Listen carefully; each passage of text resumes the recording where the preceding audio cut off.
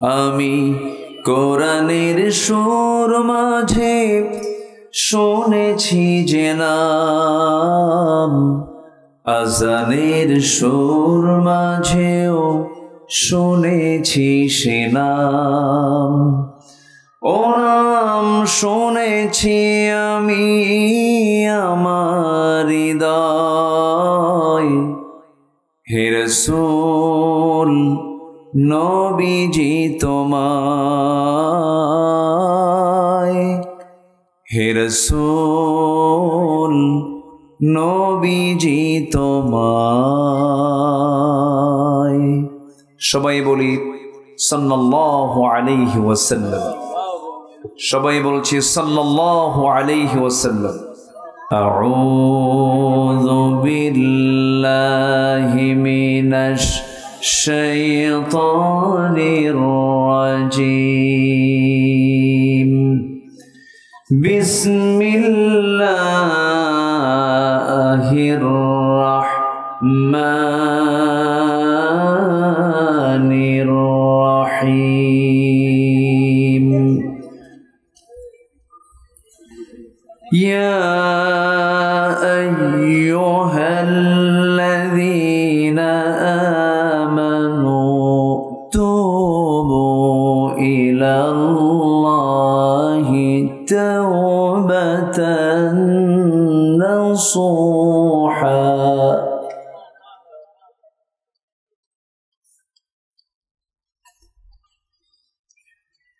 عسى ربكم أن يكفر عنكم سيئاتكم ويدخلكم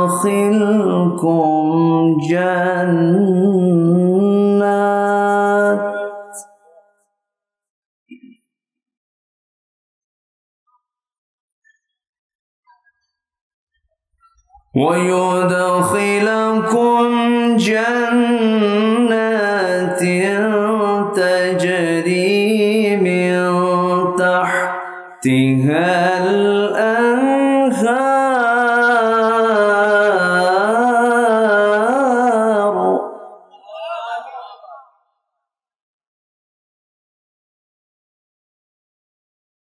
يوم لا يخزي الله النبي والذين آمنوا معه نورهم يسعى بين أيديهم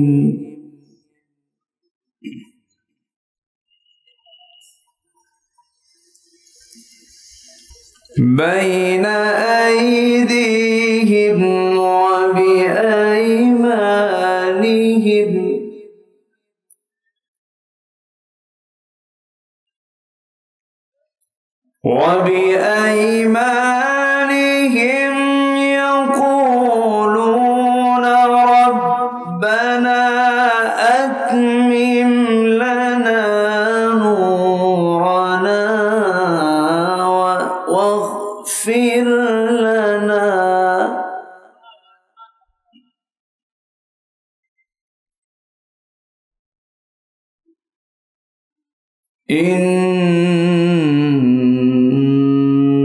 إنك على كل شيء قدير.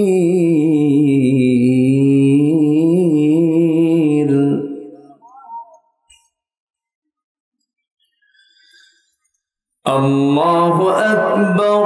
بسم الله الرحمن الرحيم.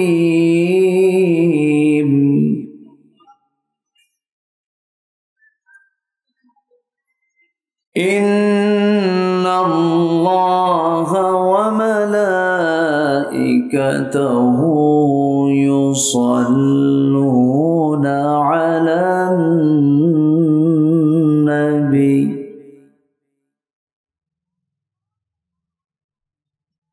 يا أيها الذين آمنوا صلوا عليه وسلموا تسليما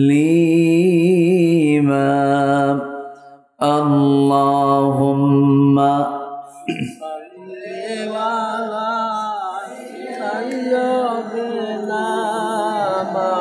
مولانا وعلى آله জোরসে পড়েন সবাই বলুন বালাগাল উলা বিকামালিহি কাশাফাত তুজা বিজামালিহি حسنت جميع خصاله صلوا سورة يوسف بداري حكمة لقمان ما قارئ قرآن باري ये है दिले सादिमाने मा बलगल उला कशाफत तुजा बिजमालिही हसनत जमीउ खिसालिही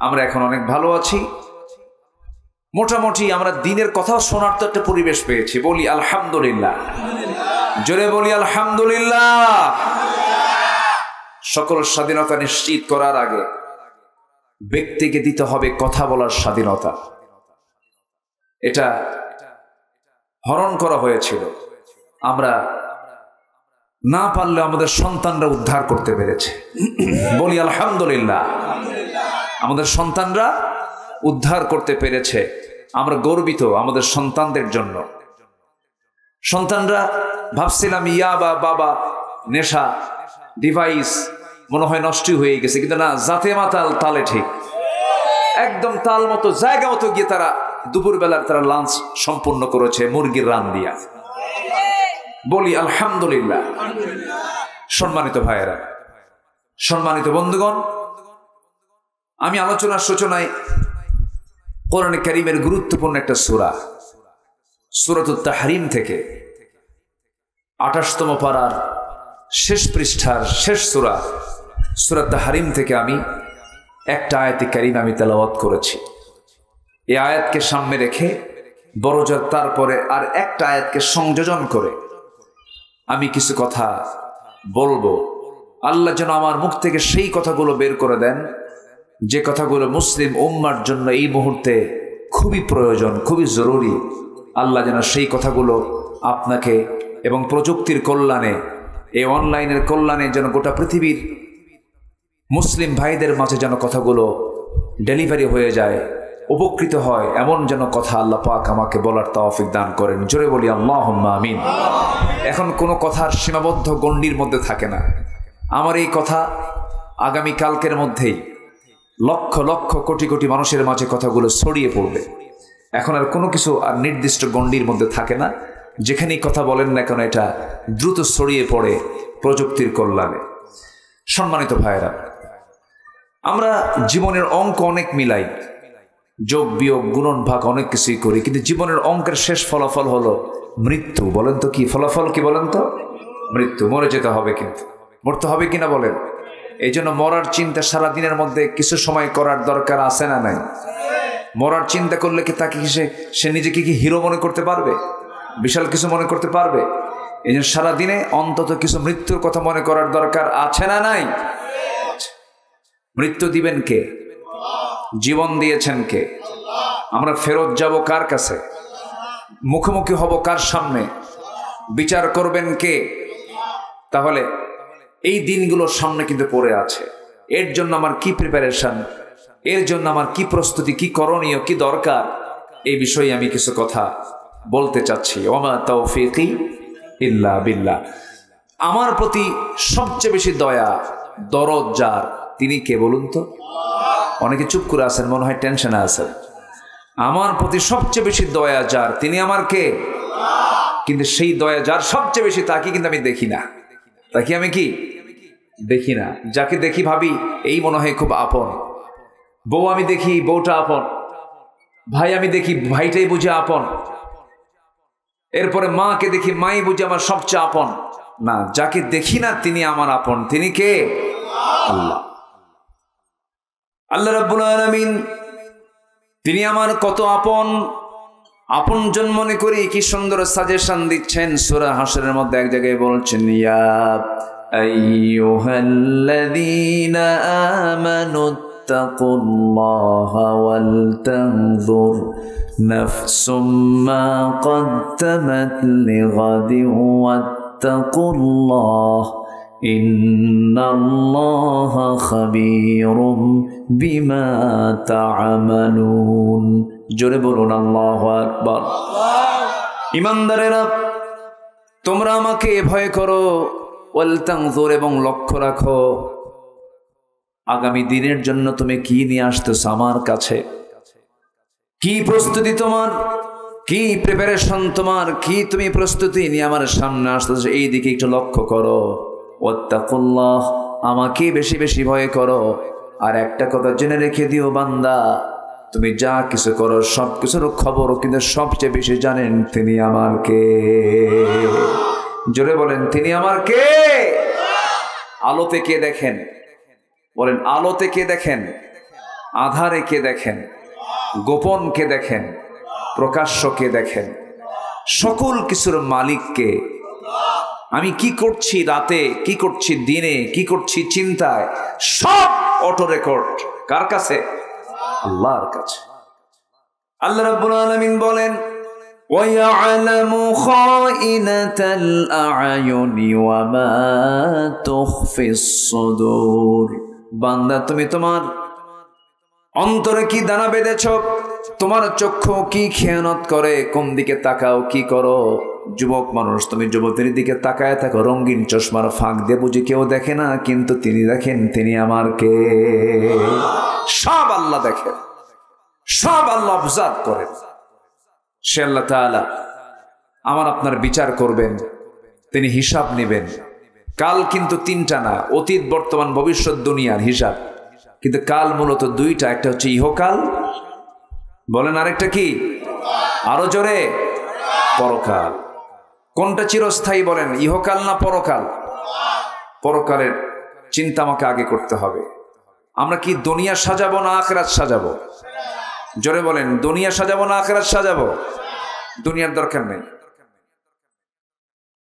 আস্তে কয়, অনেকে চুপচাপ। দুনিয়ার দরকার নেই, বিয়ে শাদী করবেন না, বাসর ঘর সাজাবেন না।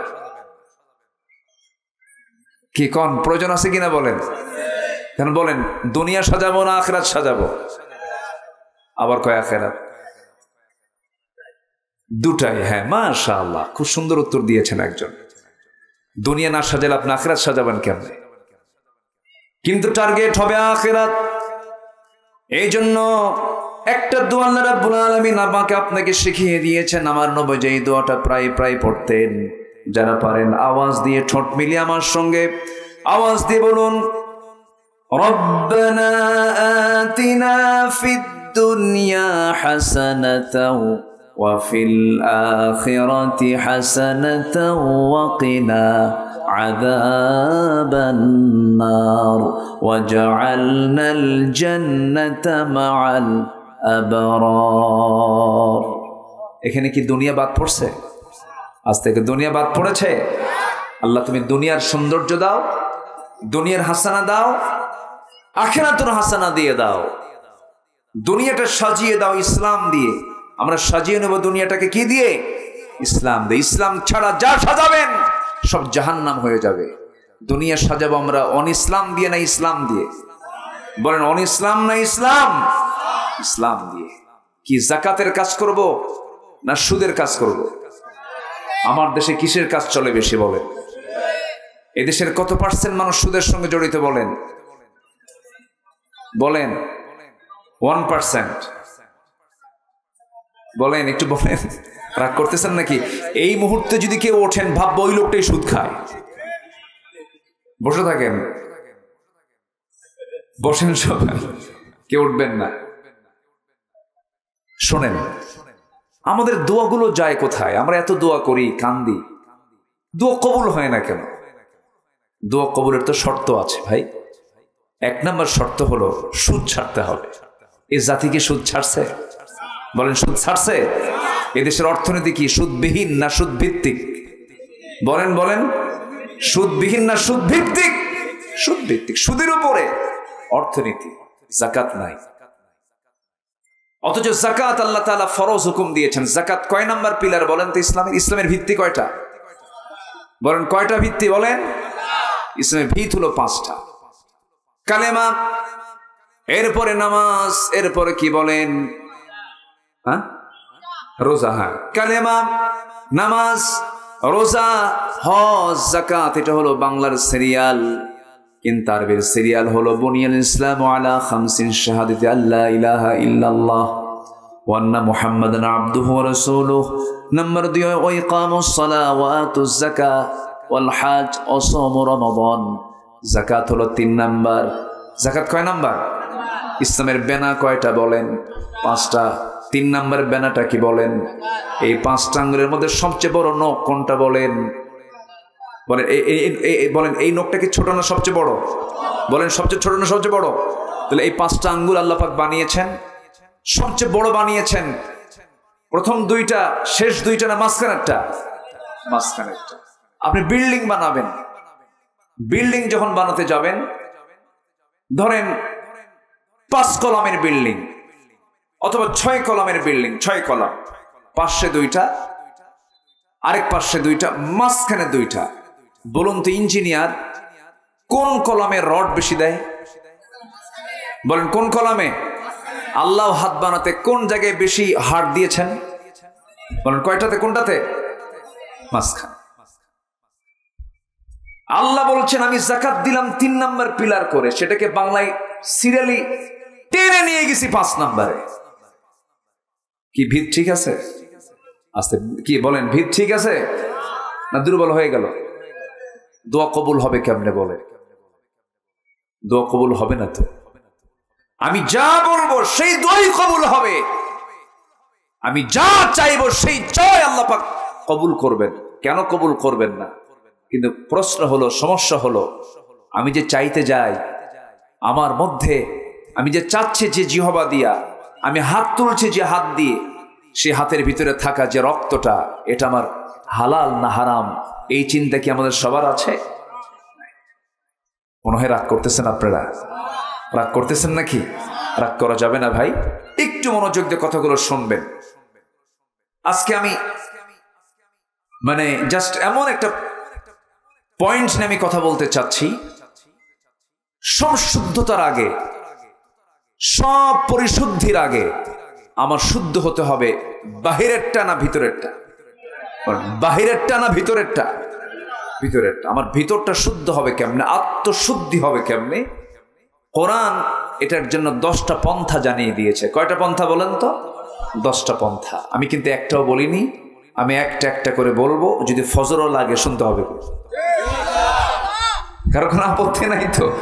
আমি ভয় দেখাচ্ছি কিন্তু আমি এত দূর যাব না, একটু আমার দিকে তাকান। আত্মশুদ্ধির 10টা পন্থা কোরআন থেকে আমি যতটুকু পেরেছি স্টাডি করে ভাঙ্গাচোরা আমি বের করেছি। এর মধ্যে 1 নম্বর হলো সূরা তাহরিমের সে আয়াতের দিকে আমি যাচ্ছি। সূরা তাহরিমের 8 নম্বর আয়াত আল্লাহ রাব্বুল আলামিন ঈমানদারকে ডাক দিয়ে বলছেন, তোমরা যদি নিজের শুদ্ধতা নিয়ে আসতে চাও, নফসকে যদি ঠিক রাখতে চাও, 1 নম্বর কাজ হলো তোমরা তওবা করো। কার কাছে? আসতে বলুন, তওবা করো কার কাছে? আল্লাহর কাছে। তওবা মানে হলো নির্দিষ্ট কোনো দোয়া না। তওবা মানে নির্দিষ্ট দিনে নির্দিষ্ট রাতে গিয়ে চোখের পানি ফেলে কান্দার নাম কিন্তু তওবা না। তওবাটা হলো আমি চুরি করেছি, আর জীবনে চুরি করব না, এটার নাম কি? তওবা। আমি বিড়ি খাইছি জীবনে, বহু খাইছি, আর জীবনে খাবো না, এটার নাম কি? তওবা। বিড়ি খাওয়া তো সুন্নতের মুআক্কাদা। আসতে কয় এই জাতি নামাজ বেশি পড়ে না বিড়ি বেশি খায়? বেশি জরুরি কোনটা, নামাজ না বিড়ি? বলেন, বিড়ি না নামাজ? এত বিড়ি এই জাতি খায়। কোন ভোট করতে গেলে আগে কোটি টাকার বিড়ির বাজেট করতে হয় প্রার্থীদের।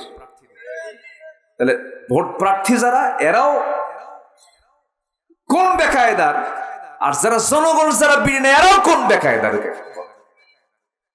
রাগ করতেছেন নাকি আপনারা? এই জাতি সামান্য বিড়ির কাছে ইমান বিক্রি করে ফেলে। বাস্তব। আমাদের সময় নষ্ট করার কোনো সুযোগ নেই। যে ব্যক্তি সময়কে নষ্ট করবে, এটা হত্যার চেয়ে অপরাধ বেশি। সময় নষ্ট করা যাবে না, একটা সেকেন্ড সময় আমরা নষ্ট করব না। বাজে কোনো কাজে যাব না, বাজে কোনো কথায় যাব না, সেই বান্দাই জান্নাত পাবে। জোরে বলেন সুবহানাল্লাহ। আল্লাহকে সময়ের বিচার নেবেন। কিসের বিচার করবেন বলেন? সময় দিয়েছিলাম। এই পৃথিবীর সেরা মানুষ মুহাম্মদ সাল্লাল্লাহু, তিনি বেঁচে ছিলেন কত বছর বলেন? 63 বছর। তিনি কি বিফল না সফল? ব্যর্থ না মহা সফল? সফল। সময় নষ্ট করেছেন? কিন্তু সময় নষ্ট করে ফেলি আমরা। কোন একটা ভুল কাজ হয়ে গেছে, সঙ্গে সঙ্গে তওবা করে নেব, চোখের পানি ফেলে ফেলে কাঁদবো। আপনি দুনিয়ার কারো কাছে কান্নাকাটি করবেন, আপনাকে সেই কান্নার মূল্য সে দেবে না। স্বামীর কাছে বউ কাঁদবে, বউ কান্নাকাটি করবে, স্বামী বলবে মেয়ে মানুষ এমন করেই কান্দে, মেয়েদের চোখের পানি এমনি এমনি চলে আসে, কোনো মূল্য আপনি পাবেন না। পুরুষ কাঁদবে, মহিলা বলবে পুরুষ মানুষের কেমন পুরুষ যে কান্দে, চোখে পানি আনে। পৃথিবীর কেউ আপনাকে কান্নার মূল্য দেবে না।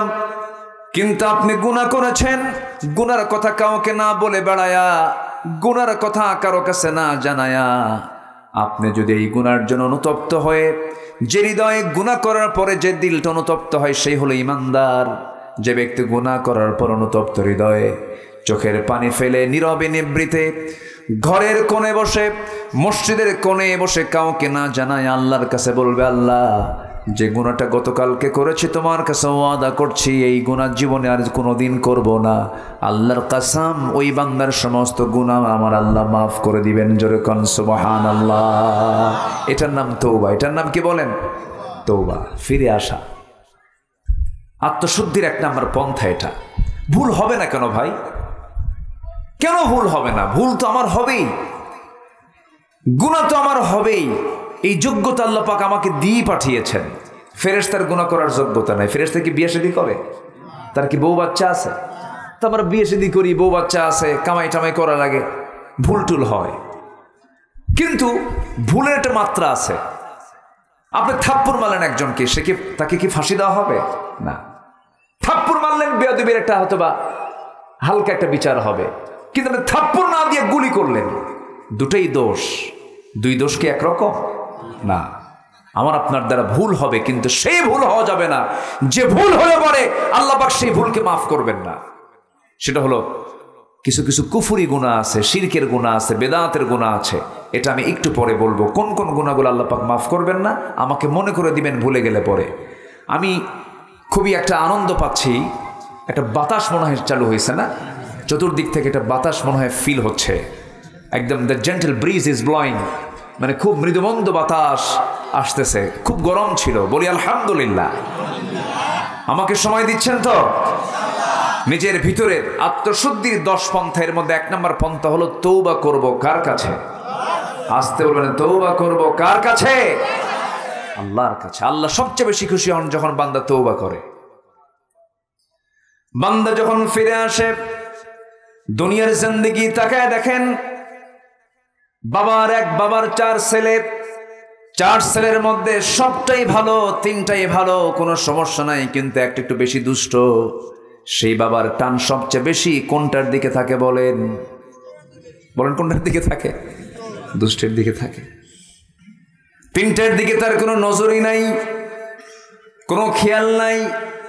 কিন্তু ওই দুষ্ট ছেলেটা যে নামাজ পড়ে না, একটু বখাটে, দুষ্টামি করে, না জেনে কোথায় কি করে ফেললো, বাবার পেরেশান। বাবা বারবার খবর নাই, দেখতো কোথায় আছে, কি করতেছে।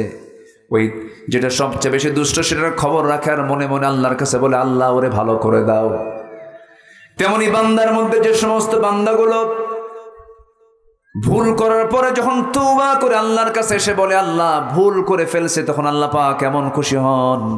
ফেরেশতাকে ডাক দেন, ও ফেরেশতারা, এই বান্দাগুলো আমাকে দেখলো না, এই বান্দা আমাকে চিনলো না, এই বান্দা আমাকে কোরআনকে বিশ্বাস করে আমাকে মহব্বত করে আমার কাছে এসে তওবা করে আমার কাছে জানান দিয়ে দিল সে আর গুনার কাছে যাবে না। ও ফেরেশতারা সাক্ষী থাক, এই সমস্ত বান্দার সমস্ত গুনাহগুলো মাফ করে আমি আল্লাহ জান্নাতের বাজেট পাস করে দিলাম। আমার নবীর সহিহ হাদিস, আত-তাইবু মিনায-যামবি কামান লা যামবা লাহ, যার তওবা কবুল হয়ে যায় তার পূর্বের জীবনের আর কোনো গুনাহ চুল পরিমাণ থাকে না। জোরে বলে সুবহানাল্লাহ। তওবা কি একবার না বারবার? আমার রাসূল সারা দিনে 100 বারেরও বেশি বার তওবা করেছেন। ফাইন্নী আতুবু ফিল ইয়াউমি 100 মাররা, আমি রাসূল নিজে সারা দিনে 100 বারেরও বেশি বার তওবা করি। রাসূল রাসূল রাসূল। আর আমার দেশের এক নেতা উল্লুক ভাল্লুক, টাঙ্গাইলের এক নেতা কয়, হুজুর আমার আমিন বলতে বলে, আমি আমিন কই না কেন, আমার কোনো গুনাহ আছে নাকি? শুনছেন না, জানেন না আপনারা? এর আগে হজ নেবাজে কথা বলেছিল, জিহ্বা টেনে ছেড়া দরকার ছিল এদের। হজ নিয়ে বলেছিল হজ হচ্ছে মুহাম্মাদের ব্যবসা, এই কথা বলেছিল। আবার কয়েকদিন আগে বলল, হুজুর আমার আমিন কই থেকে, আমি আমিন কই না কেন, আমার তো কোনো গুনাই না, আমি আমিন কব কেন? এই সমস্ত অসভ্যদের জুতা পেটা করা দরকার। কিছু জানে না, মূর্খ তো, মুখে যা আসে তাই বলে। সেই দিন আর নাই বাংলাদেশে। আল্লাহ রাসূলকে নিয়ে, কোরআনকে নিয়ে, ইসলামকে নিয়ে বাজে কথা বলবে, জিহ্বা টেনে ছিড়বো আমরা। রাজি আছেন কারা কারা? হাত উঁচু করে দেখান মুসলমান। নারে তাকবীর! ইসলামের শত্রুরা হুঁশিয়ার সাবধান! নারে তাকবীর! হাত নামান। রাগ করতেছেন নাকি? তওবা করব কার কাছে?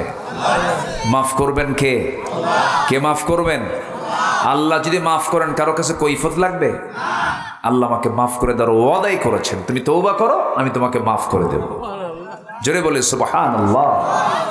নামাজ না পড়ে তওবা করব? হ্যাঁ, নামাজ না পড়ে? এই জাতিতে নামাজই পড়ে না। মাত্র 5% মুসলমান নামাজ পড়ে, জানেন? শুক্রবারে জুমার নামাজে মসজিদ ভরা, সেই শুক্রবারের জুমার আগের ফজর নামাজে মুসল্লি নাই। ফজরের দাম নাই তো নাকি? ফজর নামাজ পড়া কি বলেন? আরো জোরে বলেন। কয় রাকাত? জুমার নামাজ পড়া কি কয় রাকাত? ওটা মনে বড়, এটা মনে ছোট নাকি? ফরজ ফরজি, ফরজ ফরজ। বরং জুমার নামাজ মুসাফির থাকলে না পড়লেও হয়। জুমার নামাজ বেকায়দায় আছেন, মাজলুম, না পড়লেও হবে। জোহর মাফ নাই, ফজর মাফ নাই। সেই ফজরের মুসল্লি, মসজিদ পাকা, মসজিদ এসি, টাইলস লাগানো, মুসল্লি মোটে 3 জন, ইমাম, মুয়াজ্জিন আর খাদেম। ফজরে এই 3টাও থাকতো না যদি তারা চাকরি না করতো। বাস্তব তো, মানুষের ঘুমের স্টাইল হয়ে গেছে ভিন্ন। মানুষ কি সন্ধ্যায় ঘুমায় না শেষ রাতে ঘুমায়? বলেন, সন্ধ্যায় না শেষ রাতে? শেষ রাতে ঘুমায়। সব উল্টা পাল্টা। না, অনিয়ন্ত্রিত জীবন ইসলাম এলাও করে না। আমরা নামাজ পড়ব কয় ওয়াক্ত? সময় নেওয়ার সময়, সময় নেওয়ার সময়, আস্তে আস্তে না তাড়াতাড়ি, বুঝে বুঝে না না বুঝে, জেনে না না জেনে, জেনে বুঝে সময় আসতে। ইন্নাস সালাতা কানাত আলাল মুমিনিনা কিতাবাম মাওকুতা। আমরা সময় মতো নামাজ পড়ব, হুকুমটা দিয়েছেন তিনি আমার কে? কয় ওয়াক্ত নামাজ? মূলত 5 ওয়াক্ত নামাজ। একটু কান লাগাবেন, ভাইজান কষ্ট হচ্ছে না তো? না ঠিক আছে, কোনো কষ্ট? অবশ্য উঠবো একটু পরে। যে আচ্ছা আচ্ছা, না আপনারা তো ব্যস্ত, আমরা বুঝি, ঠিক আছে। বিভিন্ন জায়গায় সারাটা দিন ব্যস্ত থাকতে হয়। নেতৃবৃন্দদের যে কি যে একটা কষ্ট, বুঝলেন? অন্তত এনারা বাড়িওয়ালি যে আছে তাদের কাছে সন্তুষ্ট প্রকাশ করতে পারেন না, তারা সন্তুষ্ট না, ঠিক আছে না? খুব কঠিন ব্যাপার। চেয়ারম্যানের বউ, বলেন তো বড় কে, চেয়ারম্যান না চেয়ারম্যানের বউ? বউ বড় তো, চেয়ারম্যান পারে না তো, সময় দিতে পারে না, ধমক টমক যা আমার ধমকা, উপায় তো নাই, সময় তো দিতে পারি না, খুব মুশকিল। নেতৃত্ব খুব কষ্টের কাজ। নেতৃত্বের জবাবদিহিতা যদি থাকতো, নেতৃত্বের জন্য কেউ চাইতো না নেতৃত্ব। ইসলাম যে নেতৃত্ব চায় তাকে নেতৃত্ব দেয় না। এই জন্য ইসলাম নেতৃত্ব যে চাবে তাকে ইসলাম নেতৃত্ব দেয় না, যে চায় না তাকে দেয় ইসলাম নেতৃত্ব। আল্লাহু আকবার বলে। ইসলাম কত সুন্দর। আল্লাহ পাক আমার ভাইকে কবুল করুন, জোরে বলি আমিন, আরো জোরে আল্লাহুম্মা আমিন। সম্মানিত ভাইয়েরা, তাহলে তওবা করবো আমরা কার কাছে? আল্লাহর কাছে। গুনাহ হবে না? বলেন গুনাহ হবে না? হবে, কিন্তু ইচ্ছা করে কোনো গুনাহ করা যাবে না। ছোট্ট একটা ইতিহাস আমার মনে পড়লো, আমি প্রায় বলি এটা। এক মহিলা সাহাবী, বিবাহিতা একজন মহিলা, হঠাৎ করে ওয়াসওয়াসায় পড়ে জিনার মতো একটা জঘন্য কাজ তার দ্বারা হয়ে গেল। আমার নবীর কাছে চলে গেলেন। নবীর কাছে গিয়ে বললেন, ইয়া রাসূলুল্লাহ, আমি তো জিনা করে ফেলেছি। রাসূল বললেন, না তুমি করো নাই। না আমি হুজুর জিনা করে ফেলেছি। না তুমি করো নাই। না হুজুর আমি জিনা করেছি। না তুমি করো নাই। তিনটি বার রাসূল মানা করলেন। তিনটি বারে তিনি বললেন, না হুজুর আমি জিনা করে ফেলেছি। হয়তো আপনি আমাকে সাক্ষী না থাকার কারণে আমাকে বাঁচানোর জন্য বারবার চেষ্টা করছেন, কিন্তু আপনি আমাকে দুনিয়াতে বাঁচায়া দিতে চান, আর আমি জাহান্নাম থেকে বাঁচতে চাই। হাসরের ময়দানে জিনাকারীর কাতারে আমি দাঁড় হব, এটা আমি চাই নাই। মনে করে হুজুর শাস্তি নেবার জন্য আপনার কাছে আসছে, আপনি আমাকে শাস্তি দিয়ে দেন। রাসূল বলেন, মহিলা জিনা যে করেছো, জিনার ফলে তোমার পেটে বাচ্চা আসছে নাকি? হ্যাঁ বাচ্চা আসছে। কোনো কথা নাই, যাও।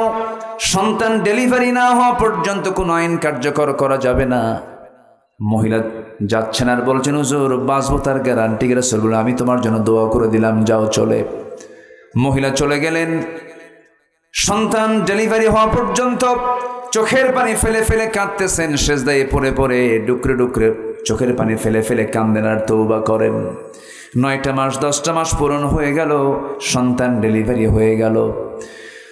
2 দিন না 3 দিন না 4 দিন না, মাত্র একটা দিন পর মহিলা সোজা গিয়ে নবীর সামনে হাজির হয়ে বলছে, ইয়া রাসূলুল্লাহ, সন্তান তো ডেলিভারি হয়ে গেছে, আপনি আমার উপর আইনটা কার্যকর করে দেন। আমার বন্ধুগণ, ওই মহিলা নবীর সামনে বিচার চাইল। আবার বিচারের যে রায় যে কার্যকর করার জন্য নবীর সামনে আসলো, প্রশাসন লাগলো না, জেলখানাও লাগলো না। ওই বান্দি বিচারকের সামনে এসে সব কিছু আবদার করতেছে। দুনিয়ার ভয় না আল্লাহর ভয়? কার ভয়? কার ভয়? কার ভয়? আল্লাহর ভয়। আমার নবীজি বললেন, মহিলা সন্তানটা জীবিত না মৃত? হুজুর সন্তান তো জীবিত রেখে এসেছি। রাসূল বললেন, হাওলাইনি কামিলাইন, সন্তানকে তোমার অবশ্যই 2টা বছর দুধ পান করাতে হবে। সন্তানের হক রয়েছে তোমার স্তনে, যাও সন্তানকে সেবা করো, তাকে খাবার খাও। মহিলা বলছেন, হুজুর বাঁচবো তার গ্যারান্টি কি? রাসূল বলছেন, আমি তোমার জন্য দোয়া করে দিচ্ছি, তুমি চলে যাও। ভরাক্রান্ত হৃদয় নিয়ে দ্বিতীয়বারের মতো তিনি আবার চলে গেলেন। সন্তানকে 6টা মাস দুধের পাশাপাশি অন্য খাবারের অভ্যাস গড়ে তুলে ধীরে ধীরে বড় করে সন্তানটাকে টোটালি দুধ বন্ধ করে দিয়া, বুকের দুধ বন্ধ করে অন্য খাবারের উপযোগী করে সন্তানকে তিলে তিলে 6 মাসে বড় করে 6 মাসের মাথায় সন্তানকে কোলের মধ্যে করে নিয়া নবীর আদালতে চলে আসছে। রাসূলকে লক্ষ্য করে বলছেন, ইয়া রাসূলুল্লাহ, কি এই যে সন্তান দেখতে পাচ্ছেন, এই সন্তান আমার বুকের দুধ পান করা ছেড়ে দিয়েছে। সন্তানকে আমি অন্য খাবারের অভ্যাস গড়ে তুলেছি। আমি চাই না তৃতীয়বারের মতো আপনার কাছে শাস্তি পেতে এসেছে আর ফেরত যাই। আজকে আপনি আমার উপরের পুরো আইনটা কার্যকর করে দেন। আমার নবীজি হাত 2টা আগায় দিলেন, সন্তানটা কোলের মধ্যে তুলে নিয়া সাহাবায়ে কেরামকে বলছেন, সাহাবীরা এই যে সন্তান দেখতে পেতেছে আমার হাতে, এই সন্তানের লালন পালনের দায়িত্ব যে বান্দা গ্রহণ করবে, ফাহিয়া ফিল জান্নাতি কাহাতাইন, 2 নখের দূরত্বে জান্নাতের মধ্যে আমার সঙ্গে অবস্থান করবে। কয়েকজন সাহাবী দৌড় মেরে এসে সন্তানকে কোলের মধ্যে করে নিয়ে চলে গেল। আমার নবীজি বললেন, যাও এই মহিলাকে নিয়ে যাও, উন্মুক্ত মরু প্রান্তরে বুক পর্যন্ত পুঁতে রেখে ফারজুমুহুমা নাকালাম মিনাল্লাহ, পাথর মেরে শেষ করে দাও। ইসলামী জানার শাস্তি আড়ালে না প্রকাশ্যে? বলেন আড়ালে না প্রকাশ্যে? প্রকাশ্যে। ধরেন নওগাঁর জন্য নওজোয়ান মাঠ, বগুড়ার সাতমাথা, রাজশাহী রংপুরের মডার্ন মোড়, ঢাকার জিপিও পল্টনের মোড়, গুলিস্তানের মোড়, এরকম করে করে যদি যারা জেনাকার, যারা ধর্ষক, এমন জাতীয় অপরাধী যারা আল্লাহর এই নির্দিষ্ট ফর্মুলা যদি ফলো করে যদি 2-1টা আইন যদি কার্যকর করা হয়, এমন দৃশ্য যদি যুবকদের চোখে ধরা পড়ে যে আল্লাহর কাসাম পরের দিন থেকে সমস্ত জেনা ধর্ষণ বন্ধ হয়ে যাবে। আসতে কোন কেন? আল্লাহই জানেন কোন আইনে কোন পন্থায় বান্দার কল্যাণ সবচেয়ে বেশি জানেন। তিনি কে? সূর্য বানিয়েছেন কে? সূর্যের উপকারিতা, সূর্যের যে কল্যাণ আমরা পাই, এটা সম্পূর্ণ অবদান কার? আল্লাহ। যে আল্লাহ সূর্য দিয়েছেন, সে আল্লাহ আইনগুলো দিয়েছেন। সে আইনের বিরুদ্ধে কথা বলার কিছু দুঃসাহস আমার দেশের কিছু কুলাঙ্গারদের মাঝে মাঝে লক্ষ্য করা যায়। বলে ফেলে এগুলো মধ্যযুগ আইন, এগুলো আইন চলতে পারে না, এগুলো বেহুদা কথা, বাজে কথা, ইমান বিরোধী কথা, ইমান বিধ্বংসী কথা। কোরআন ছিল, আছে, থাকবে। সম্মানিত ভাইরা, কোরআনের ভিতরে যে উত্তরের দিকের আইন যে আছে, বাপ মারা গেলে, মা মারা গেলে সন্তানরা যে সম্পদগুলো পায়, তার আত্মীয় স্বজনরা সম্পদগুলো পায়, মিরাস, অংশ বন্টন, গোটা পৃথিবীর কোন আইনে এমন মজবুত আইন নাই, কোথাও পাবেন না। আমেরিকাতে একটা আইন পাশ হলো, একটা ফ্যামিলির সবচেয়ে বড় দায়িত্বশীল তারা মনে করলো বড় ভাই, বাবার বড় সন্তান সবচেয়ে বেশি কষ্ট করে। ওরা বলল যে সব ভাই বোনের চাইতে বড় ভাইয়ের সম্পদের পরিমাণটা একটু বেশি হতে হবে। তারা আইনটা পাশ করলো এর উপরে ভিত্তি করে। পরের 10 বছর দেখা গেল ম্যাক্সিমাম ফ্যামিলিতে বড় ভাই মার্ডার। বড় ভাই কি মার্ডার। পৃথিবীর মানুষের তৈরি করা আইন দিয়ে কোনোদিন শান্তি আসতে পারে না। শান্তি আসবে একমাত্র কার আইন দিয়া? আসতে বলবেন না, কার আইন দিয়া? আল্লাহর আইন দিয়ে। আমার নবীজি সাহাবীকে অর্ডার দিয়ে দিলেন, চলে গেল। মহিলাকে কাপড় চোপড় পরাইয়া দিয়া, সতর ঢেকে দিয়া, বুক পর্যন্ত পুঁতে রেখে পাথর যখন মারা হলো, এমন সময় সাইয়েদনা আলী ওই মহিলাকে পাথর মারছিলেন। মহিলার শরীর থেকে ছিটকে এসে কিছু রক্ত তার হাতে লাগলো। ছিটকে এসে রক্ত লাগার সঙ্গে সঙ্গে নাসিকা কঞ্চিত করলেন, নাক শিকায় তুললেন, মনে মনে চিন্তা করলেন, আহারে জেনাকারিনীর নাপাক রক্ত আমার গায়ে এসে লাগলো। ঠিক একই কথা নবীর সামনে যখন পুনরাবৃত্তি করলেন, রাসূল বলছেন, ও আলী, তুমি কার রক্তকে নাপাক রক্ত বলো? তুমি কে জানো? ওই সাহাবীর রক্ত দুনিয়াতে স্পর্শ করার পূর্বে আল্লাহ পাক তাকে জান্নাতের মেহমান বানায়া নিয়েছেন। ও আমার আলী, বেশি কিছু বলতে যেও না, যা বলেছ জানাজার আয়োজন করো। ওই মহিলার জানাজার দায়িত্ব আমি কাউকে দেব না, আমি রাসূল নিজে তার জানাজার দায়িত্ব গ্রহণ করলাম। জানাজার সময় চলে এলো, রাসূল জানাজা পড়ায়া দিলেন। জানাজা শেষান্তে নবীজি কান্না বিজড়িত কণ্ঠে বলছেন, সাহাবীরা রে, কিছুক্ষণ আগ পর্যন্ত আমরা যে মহিলার জানাজা সম্পূর্ণ করলাম, এই মহিলা জীবনের শেষ সময় পর্যন্ত যে পরিমাণ তওবা করেছে, যে পরিমাণ চোখের পানি ফেলে ফেলে কেঁদেছে, রুকু করেছে, সেজদা করেছে, এই তওবা যদি এই মদিনার 70 জন গুনাহগারদের মাঝে যদি বন্টন করে দেওয়া হতো, ওই 70 জনকে আল্লাহ রাব্বুল আলামিন মাফ করে সবাইকে বিনা হিসেবে জান্নাত দিয়ে দিতেন। এই মহিলা রেহাই পেয়েছেন তওবার মধ্য দিয়া। আমরা তওবা করব কার কাছে? আসতে বলবেন না, কার কাছে? আল্লাহর কাছে। আল্লাহ রাব্বুল আলামিন তওবার কথা একবার না বারবার বলেছেন। সূরা তাওবা নামে একটা সূরা নাযিল করেছেন। সূরা তাওবা সূরা আছে না?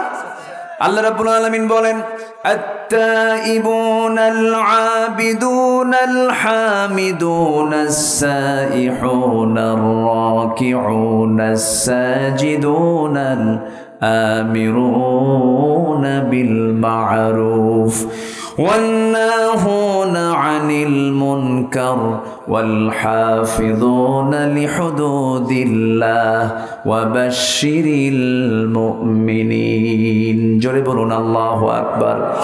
সূরা তাওবার 112 নম্বর আয়াতে 9টা গুণের কথা বলে আল্লাহ রাব্বুল আলামিন তাদেরকে জান্নাতের সংবাদ দিয়েছেন। 9টা গুণের মধ্যে আয়াতে 1 নম্বর গুণ হলো যারা তওবা করবে। কার কাছে? আল্লাহর কাছে আমরা তওবা করব, বলবো আল্লাহ ভুল হয়ে গেছে মাফ করো, আর এই ভুল জীবনে করব না। নামাজ ছেড়েছে আজ থেকে নামাজ আর ছাড়বো না। মিথ্যা বলেছে আজকে থেকে মিথ্যা আর বলবো না। তওবা করব আমি, ক্ষমা করবেন তিনি আমাকে। কে ক্ষমা করবেন? আল্লাহর ওয়াদা, আল্লাহ ক্ষমা করবেন। আমার গুনাহ হয়ে যাবে, ভুল হয়ে যাবে, কিন্তু ইচ্ছাকৃত কোনো গুনাহ করা যাবে না। নাম্বার 2, আত্মশুদ্ধির 2 নম্বর পন্থা হলো, জি ঠিক আছে, আপনারা থাকবেন তো আবার? হ্যাঁ, আপনারা থাকবেন না ইনশাল্লাহ? ভাইজানকে আমি ছুটি দিয়েছি, কিন্তু আপনাকে কিন্তু ছুটি দেওয়া হয়নি। সবাই থাকেন। জি আলহামদুলিল্লাহ। জি জি আলহামদুলিল্লাহ। পিছনের লোকগুলো সামনে বসেন, মুরব্বি সামনে আসেন, বসেন। আপনি বসেন, এখানে বসেন, বসেন এখানে বসেন, বসেন ইজলিস। জি বসেন। মাশাআল্লাহ। হাফেজের বাপ, কিসের বাপ বলেন? এই লোকগুলো ওঠে কেন সামনে? যে এই যে ওই যে চলে গেল কেন? ওই যে 2 জন, আহা কিছু কয়ও না তো, বসেন বসা। আমি কি দোয়া করে দেব? আজ থেকে আমি কি দোয়া করে দেব? তাহলে উঠবেন না, কিন্তু কেউ উঠবেন না, একজন লোক উঠবেন না। আমি সবাইকে নিয়ে একসঙ্গে দোয়া করব, একসাথে। আমি সবাইকে নিয়ে আমি একসাথে শেষ করতে চাই। একটু আমাকে সময় দিবেন। 12:15 বাজে। আমারও কষ্ট হচ্ছে যে আমি আপনাকে কষ্ট দিচ্ছি মনে হয়। কষ্ট পাচ্ছেন নাকি আপনারা? জি। আর একটু সময় আমি চেয়ে নিচ্ছি। জানেন এই ভাইটা কত গর্বিত? বলেন তো কিসের জন্য গর্বিত? বলেন বলেন কি? উনি নিজেও হাফেজ, কিন্তু তাহলে হাফিজ ইবনু হাফিজ, কি হাফিজ ইবনু হাফিজ, নিজেও হাফেজ, আবার হাফেজের বাপ। আল্লাহু আকবার বলেন। বিশাল ব্যাপার। গোটা পৃথিবী আপনার হাতে দিলে, আমি আমার ছোট্ট আমার একটা আল্লাহ তাআলা সন্তান দিয়েছেন, ছেলে দিয়েছেন। যেদিন সে এরকম খতমের অনুষ্ঠান হয়, দস্তরবন্দের অনুষ্ঠান হয়, আমি তার ওস্তাদকে শুধু বললাম, গোটা পৃথিবী আমার হাতে তুলে দিলে আমি যে আনন্দ পেতাম, তার চাইতে বেশি আনন্দ পাচ্ছে আমার সন্তান আজকে হাফেজ হয়েছে। কি নেবেন আপনি দুনিয়াতে? কি পাবেন আপনি বলেন? আপনি হাফেজের বাপ, এর চাইতে বড় তৃপ্তি আর কি আছে? আল্লাহ নিজে হাফেজ, ওয়া ইন্না লাহু লাহাফিজুন। আল্লাহ নিজে হাফেজ, বান্দাও হাফেজ। সিবগাতাল্লাহ ওয়া মান আহসানু মিনাল্লাহি সিবগা। যার সিনায় কোরআন থাকে সে কেমনে জাহান্নামে যাবে বলেন? সে কেমনে জাহান্নামে যাবে?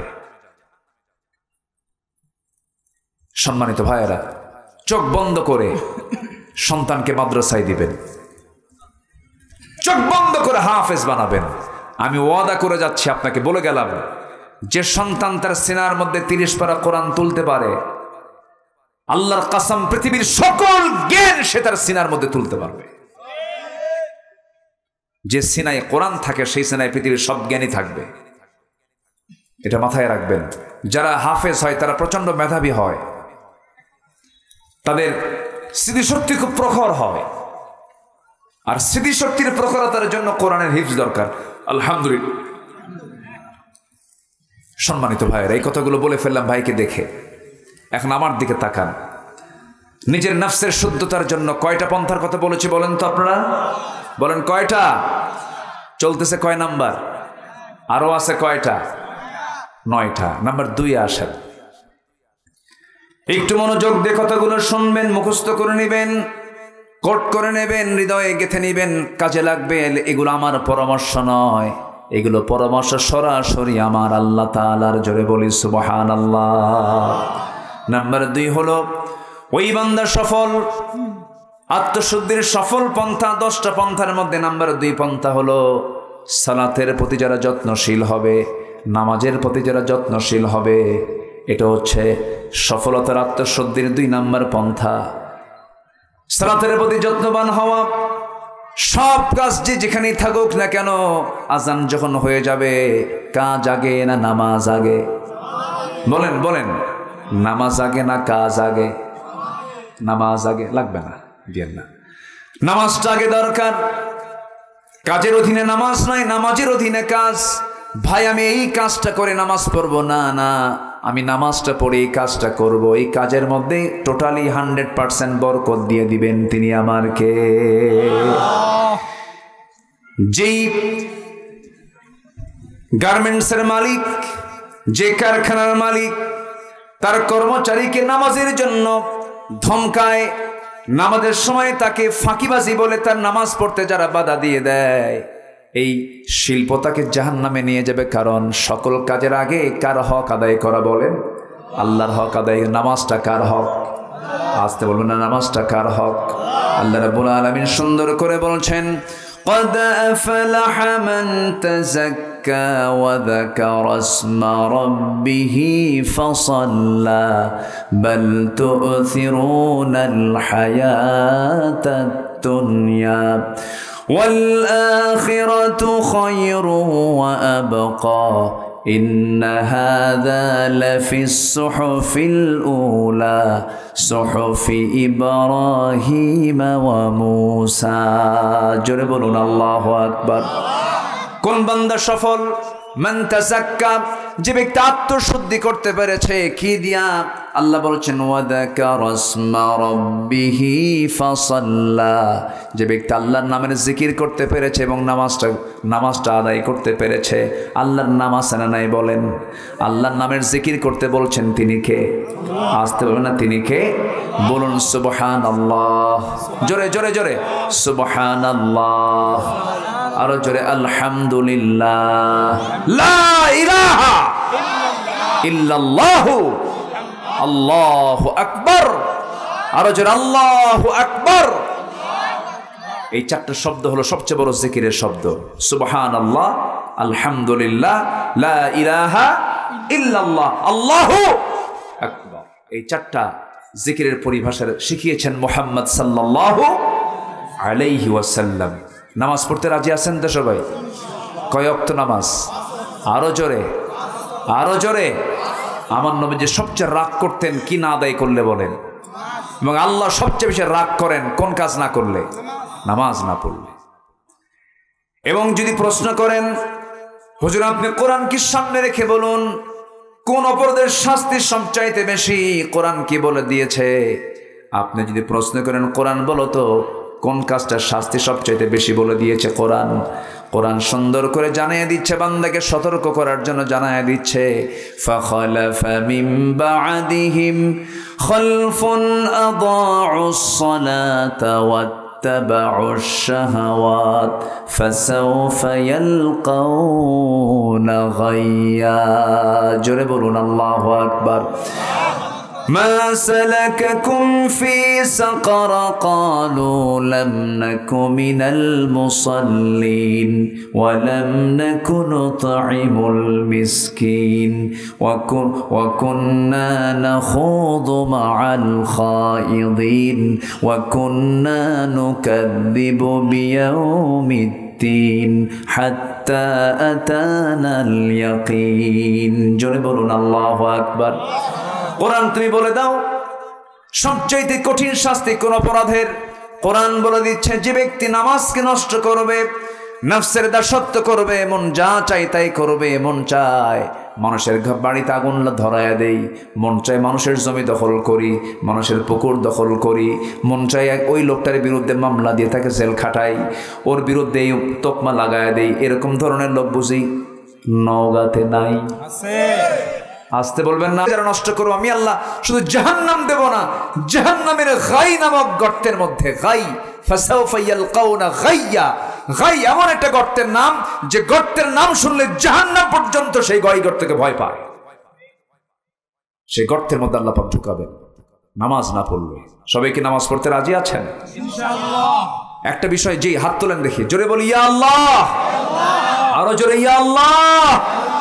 আমাদেরকে 5 ওয়াক্ত সালাত আদায় করার তৌফিক তুমি আল্লাহ দিয়া দাও। জোরে বলি আমিন, আরো জোরে আমিন। যে নেতা নামাজ না পড়বে ওই নেতার নেতৃত্ব মানা যাবে না। যে দলে নামাজ নাই সেই দলের নেতৃত্ব মানার কোনো দরকার। যে জনসভায় গেলে পরে ফজর, যে জনসভায় গেলে পরে জোহর কাজা হয়, আসর কাজা হয়, মাগরিব কাজা হয়, যে দলের দলীয় জনসভায় নামাজের কার্যসূচি নাই সেই দল করা হারাম, সেই নেতৃত্ব মানা যাবে না মুসলমানের। ঠিক কিনা? মানা যাবে না, মানবো না। নেতা মানতে গিয়ে আমাদেরকে হিসাব করে মানতে হবে, কারণ হাসরের দিন আল্লাহ তাআলা ব্যক্তি একজনকে তুলবেন না, ব্যক্তিকে তার নেতা সহ তুলবেন। ইয়াওমা নাদউ কুল্লা উনাসিম বিইমামিহিম, কিয়ামতের দিন আমি আল্লাহ প্রত্যেক ব্যক্তিকে তার নেতা সহ ডাকবো। যদি আপনার নেতা যদি গাঁজা খায়, গাঁজা করে সঙ্গে উঠতে হবে। যদি চান্দাবাজ হয়, চান্দাবাজ নেতার সঙ্গে আপনাকে উঠতে হবে। তাহলে বলেন, নেতা নির্বাচন করতে গেলে আমাদের চিন্তা করার দরকার আছে না নাই? নেতা খারাপ হলে আমার জন্য হাসরের দিন বিপদ না নিরাপদ? বলেন, বিপদ না নিরাপদ? মহা বিপদ হয়ে যাবে। আমরা এগুলোকে খেয়াল করার চেষ্টা করব। জোরে বলি ইনশাআল্লাহ, আরো জোরে বলি ইনশাআল্লাহ। সম্মানিত ভাইয়েরা, সম্মানিত বন্ধুগণ, নামাজের ব্যাপারে আমরা যত্নশীল হব। আমার নবীজির লাস্ট মেসেজ, পৃথিবী থেকে যখন তিনি বিদায় নেন, বিদায় লগ্নে কিন্তু মানুষ পরিবারের কথা বলে, নিজের কথা বলে, সন্তানদের কথা বলে। আমার নবীজি বিদায়ের শেষ ভাষণ, বিদায়ের যে শেষ সেন্টেন্স, শেষ যে কথা, তা কি ছিল বলেন? আরো জন, তা কি ছিল বলেন? নামাজ। বউ যদি নামাজ না পড়ে কি করবেন বলেন? বুঝাও কাম হয় না, কি করবেন? দেখছেন একজনকে পিটাতে হবে না, কি জানি কইল। এত অ্যাকশনে গেলে কি কাম হয়? হ্যাঁ, ওয়াহজুরুহুন্না ফিল মাদাজি'i, কত কথা আসছে, কত সিস্টেম আসছে, কত পদ্ধতি আসছে। কয় হুজুর নামাজ না পড়ে পিটাবো, এটা উত্তর হলো বলেন তো? বউ কি পিটানোর জিনিস না আদরের জিনিস বলেন? এই আসতে কন কেন? বউ কি পিটানোর জিনিস না মোহাব্বতের জিনিস? একটু জোরে কন, মায়েরা শুনো। কি পিটানোর না মোহাব্বতের? দেখেন বাচ্চারাও কয় মোহাব্বতের, তুমি আমার মোহাব্বতের বুঝবা কি? মাশাআল্লাহ, ওরা মোহাব্বত করতে শিখবে ইনশাআল্লাহ। জোরে বলি ইনশাআল্লাহ। সুন্দর করে বোঝাতে হবে। আমার বন্ধুগণ, ঘরকে নামাজ দিয়ে সাজাতে হবে। কি দিয়া? ফার্নিচার না নামাজ? বলেন, ফার্নিচার না নামাজ? ঘরকে নামাজ দিয়ে সাজাতে হবে। ছেলেকে বলতে হবে বাবা ওঠো নামাজ, মেয়েকে বলতে হবে বাবা ওঠো নামাজ, বউটাকে বলতে হবে বউ তোমার এই হাত দিয়া তুমি আমাকে রান্না বান্না করে খাওয়াবা, নামাজটা পড়ো। ওযু বানায় নাও। একটা হাদিস বলি, আপনি শোনেন মনোযোগ দিয়া। প্রত্যেক বান্দার কাছে শেষ রাত্রিতে ফজরের একটু আজানের একটু আগে তাহাজ্জুদের সময় প্রত্যেকটা ব্যক্তির কাছে শয়তান এসে শিওরে বসে 3টা গিট মারে। কয়টা গিট মারে বলেন? 3টা গিট মারে। গিট মারা বোঝেন তো কি? গিরা দেওয়া, গিট্টো দেওয়া, বাঁধন দেওয়া, 3টা গিট দিয়ে দেয়। এই 3টা গিট মেরে শয়তান চলে যায়। আমার রাসূল বলেন, ও সাহাবীরা, শয়তানের বেঁধে দেওয়াই 3টা গিট যদি তোমরা ছুটাতে চাও 3টা আমল করবে। নাম্বার 1 হলো, আজান যখন তোমার কানে আসবে আস্তে করে তোমার বিছানা থেকে তোমার পিঠটা সরায় নিবে, একটা গিট ছুটে যাবে।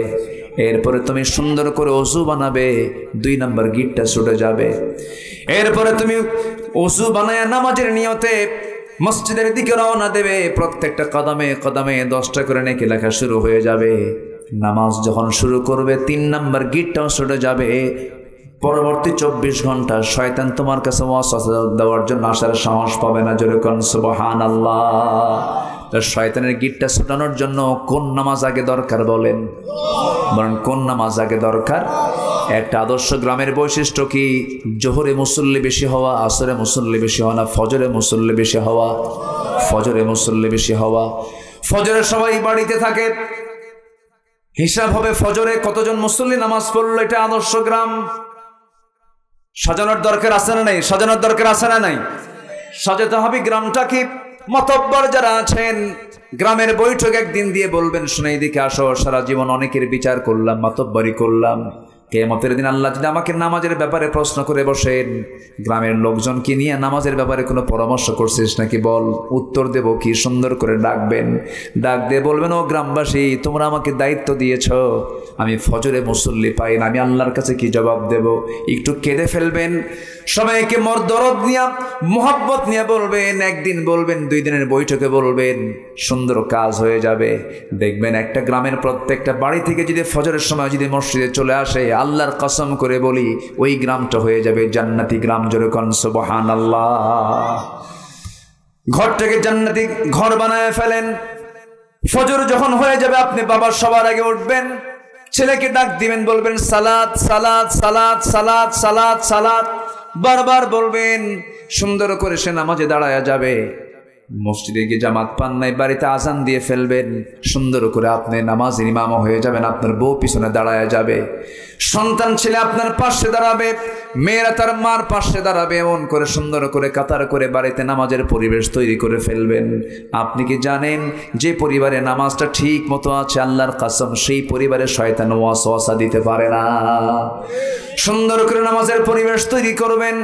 বউটাকে আস্তে করে ডাক দিয়ে বলবেন, বউ দেখো, তোমার সঙ্গে আমার কত গভীর সম্পর্ক, আমার যৌবন তোমার কাছে, তোমার যৌবন আমার কাছে, আমাদের দুইজনের সম্পর্কের মধ্যে দিয়ে যে সন্তানগুলো, ফুটন্ত গোলাপগুলো পরিবার সুন্দর করে ছড়িয়ে পড়েছে, আমার সন্তান তুমি কি চাও শুধু দুনিয়ার মার্কেটে একসঙ্গে যাব না, আমরা যদি জান্নাতের মার্কেটে একসঙ্গে মার্কেটিং করতে চাই, চলো না আমরা দুজন মিলে নামাজ পড়ে। দেখবেন দুজন নামাজ পড়া শুরু হয়ে গেছে। সুন্দর করে বলবেন, আমার নবী দুনিয়া থেকে যখন বিদায় নেবেন, একবার হোশ একবার বেহোশ, রবিউল আউয়াল মাস চলে আসছে, আমার নবীজির দেহের মধ্যে বিষক্রিয়া দেখা দিয়েছে। নবীজিকে ইহুদির বাচ্চারা বিষ মেরেছিল, বিষ খাদ্যের মধ্যে দিয়েছিল।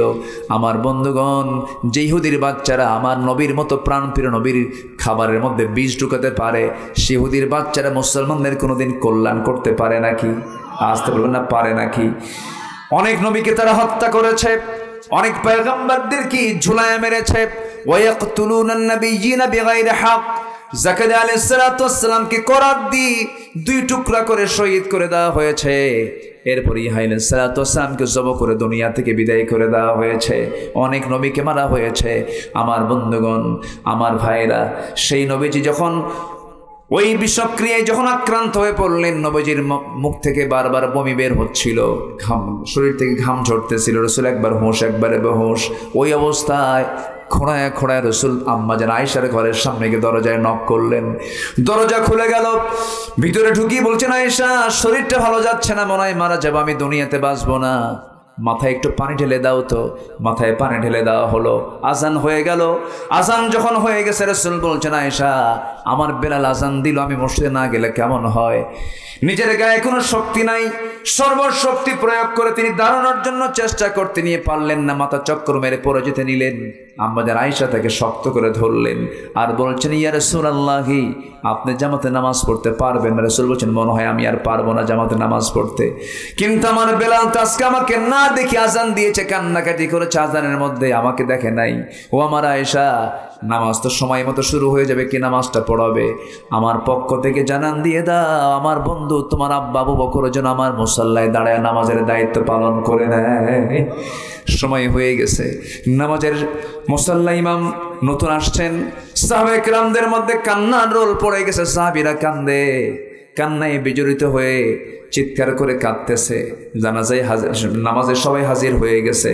আমার নবীজি বলছেন, আমার আয়েশা রে, আমার সাহাবীরা কান্দে কেন? আমাকে একটু ধরো তো। জানালার কাছে নিয়ে যাওয়া হলো। জানালার কাছাকাছি নিয়ে যাওয়ার পরে সেই জানালার ফাঁকা দিয়ে আমার রাসূল সাহাবে কেরামদের নামাজের দৃশ্যগুলো দেখতেছিলেন। আমাদের আয়েশা তাকে ধরে আছেন, রুকুতে যান, সেজদায় যান। সাহাবে কেরাম চোখের পানি ফেলে ফেলে কাঁদতেছেন, আওয়াজ দিয়ে দিয়ে কাঁদতেছেন। আমার নবীজির কান্নায় কোনো আওয়াজ নাই, কিন্তু চোখের কোনা বেয়ে বেয়ে টপ টপ করে পানি পড়ে। আম্মাজান আয়েশা তার হাত দিয়া সেই চোখের পানিগুলো বারবার মুছে দিচ্ছেন আর বলছেন, ইয়া রাসূলুল্লাহ, আপনি কাঁদেন কেন? আপনার সাহাবীরা তো নামাজ পড়ছে, তারা তো আল্লাহর হক আদায় করছে, আপনার কান্নার কারণটা কি? রাসূল বলছেন, আয়েশা রে, আমার যে চোখের পানি দেখতেছ, আল্লাহর কসম করে বলি, এই চোখের পানি আমার দুঃখের নয়, এই চোখের পানি আমার চরম আনন্দের পানি। তুমি কি জানো, এই নামাজ আজকে রাষ্ট্রীয় পর্যায়ে কায়েম হয়ে গেছে। এই নামাজ পড়তে গেলে মক্কার কুরাইশ আমার হাতের মধ্যে মূর্তি ঢুকায় দিত। এই নামাজ পড়তে গেলে মক্কার কুরাইশ আমার পিঠের উপরে উটের পচা নারী ভুঁড়ি চাপায় দিয়েছে, মুক্তবের জমিনে পড়ে গেছি। এই নামাজ কায়েমের সংগ্রাম করতে গিয়ে তায়েফের ময়দানে কাফেররা আমাকে চোখা চোখা পাথর দিয়ে রক্তাক্ত করেছে। দেখো এই যে ক্ষত বিক্ষতের চিহ্নগুলো আমি লালন করছি, দেখো দেখো আমার শরীরে কত কত জখমের চিহ্ন, কত ক্ষতের চিহ্ন।